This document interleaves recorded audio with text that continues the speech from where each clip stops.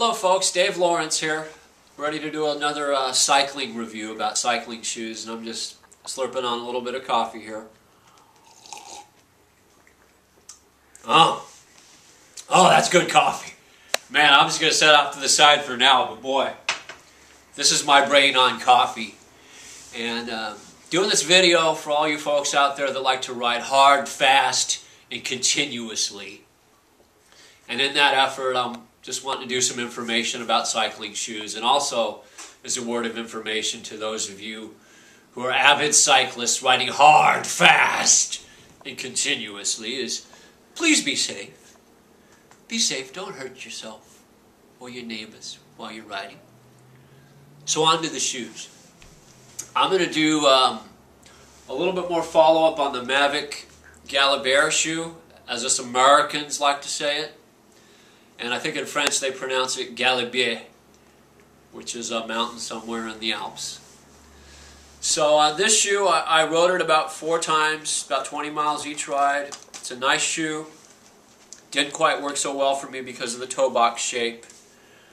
But I liked it. Just not going to keep it. A couple things I did like about the ankle strap and just the design on here. It's just this all one piece. I think it gives a little bit more secure fastening. I like the way this comes up higher onto the Achilles, onto the back of the ankle, and also up here. It's just got a nicer, higher cut, which works better for me. Doesn't mean it works better for everyone. But it's a good solid shoe.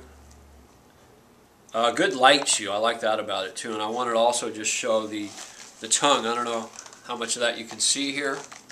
But it's nice and light. It's got some padding, but it's not overly done. There is venting on the top. And so that is a nice, again, it's light, it works well, it helps make the feel nice and secure and comfortable in the shoe. And, you know, there's no venting coming through the sole of the shoe either. Not a big deal. You know, not for me, not now. So there you have that shoe. A fine shoe. The latest shoe, oh, actually I want to talk about the insole, the Mavic insole. I think this is outstanding on here. Is this actually has more support, this plastic insert on the bottom over the foam. Okay, you've got the foam here, and all foam here, but right here it's more rigid in the arch support in the heel area. But for me it just didn't hit me right, you know, compared to something like this here where this is all foam and it's very minimal. You know, this here is very rigid out here on the edge of the arch support,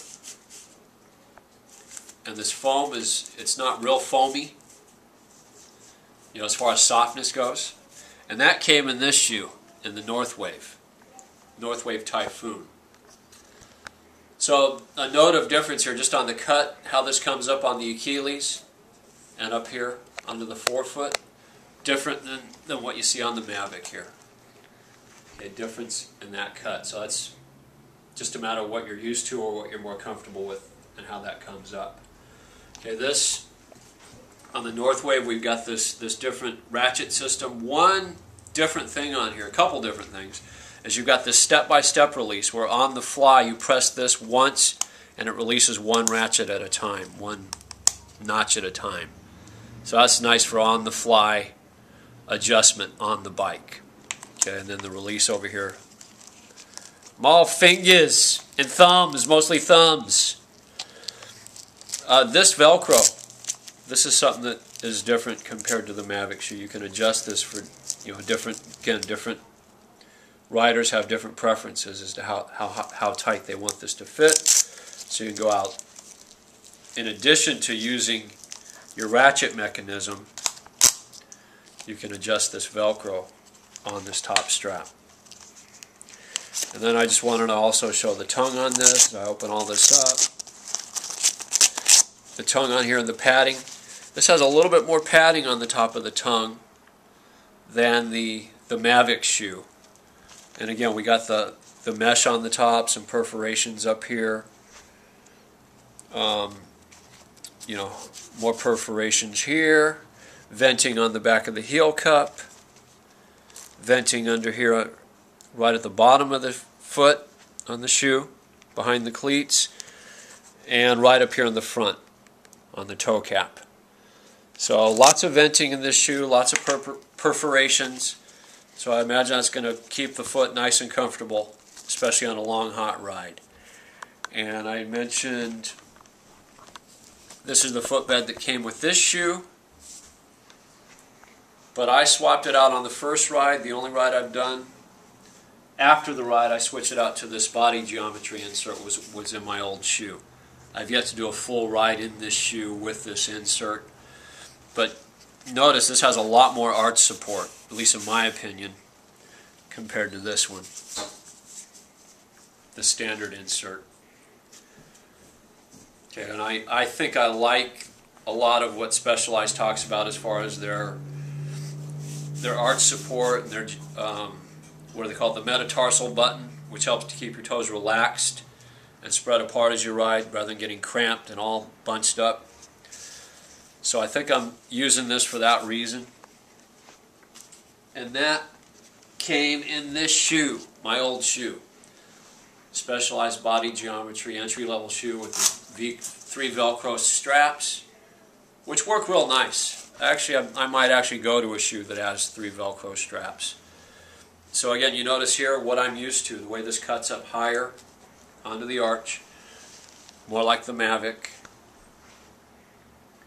and not so much like the Northwave. But I don't know that the cut on the Northwave makes a big difference yet, because I've only had one ride. I didn't notice I was slipping. I think it's just something that's different. So the Northwave could work fine, but this is just what I've been used to over the past roughly 3 years, 3,000 to 4,000 miles. Good entry-level shoe. Just wanted to show you the tongue on this. And the padding. I don't know if you can see it so well, but this is a denser padding on this. This is a heavier padding. I do like it. There is some perforation on the top of the tongue. Not going to be able to see that, but there is some on that. But this denser padding really kind of stiffens up, so on a cold morning this doesn't really adhere. It's not really quite as compliant or malleable on the top of the foot when you first put the shoe on. But once you've got it on for a few minutes, your body heat starts to warm that up, it changes and it feels good. But a good solid shoe. You know, lots of mesh up in here on the top, no venting on the bottom, good solid heel stops here, and the push-off point up on the heel. I mean on the toes. Yeah. Listen to me! Don't know my right from my left, or my front from my back, or my heel from my toes? Come on, now. Get it right. So, this good durable shoe, definitely heavier than these other shoes. I mean, that's the main difference I've noticed. Is Mavic is very light. The Galibier, very light, nice shoe for people with narrower feet. The Northwave Typhoon, a good solid shoe, a pro-level shoe. Probably geared more towards people with wider feet, but I'm kind of an in-betweener. Probably a little narrower in the heel and wider in the toe box. And it seems to be working so far, but I'll have to do a few more rides before I can say for sure. So guess what? There will be more. I will do more reviews for y'all. So stay tuned, be safe, and peace be with you.